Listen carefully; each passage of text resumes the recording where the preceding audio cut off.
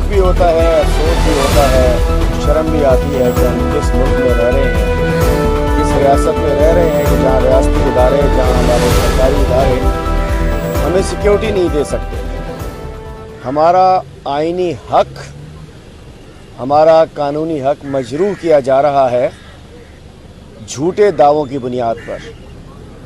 और ये वो लोग कर रहे हैं जिनके ऊपर टैक्स पेयर के पैसे के अरबों रुपए खर्च होते हैं, जिस पुलिस पे, जिस इंतज़ामिया पे, जिस दीगर कानून नाफिज करने वाले इदारों पे जो हमें सिक्योरिटी मुहैया करने के ज़िम्मेदार हैं।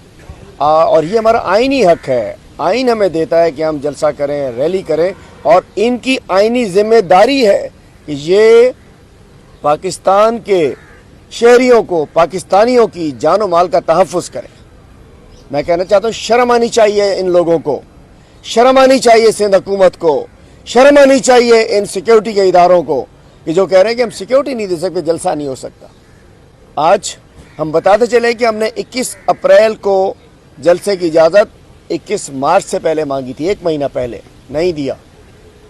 फिर 3 अप्रैल को हमने कहा कि चलो 21 नहीं 28 को दे दो, डीसी ने नहीं दी, हाई कोर्ट आ गए, नहीं दी परमिशन। पिछली दफ़ा आके इन्होंने कहा कि जी ये तो मज़ार कायद का जो बाग़ जना है जहाँ सैकड़ों हल्के जलसे होते हैं, उन्होंने कहा ये इसका अहाता है, मज़ार कायद में तो जलसा हो ही नहीं सकता। एक झूठ बोला, जिसके ऊपर अदालत आलिया ने उनसे कहा कि कैसे नहीं हो सकता।